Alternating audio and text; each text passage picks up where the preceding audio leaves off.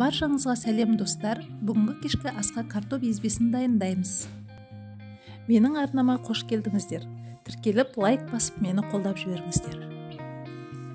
Картоптың қабығын ашып алғаннан кейін жуып, тазалап, оны бөлшектеп аламыз. Кесіп болған картоптың үстіне салқын судан құйып, отқа қоямыз.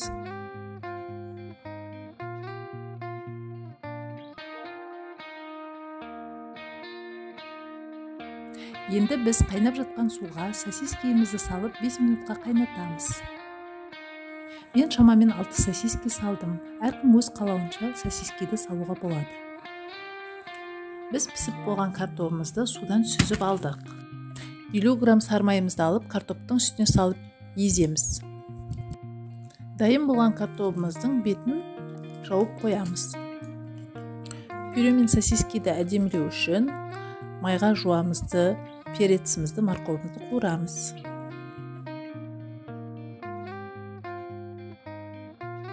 Асымыз дайын. Баршаңызға ас болсын.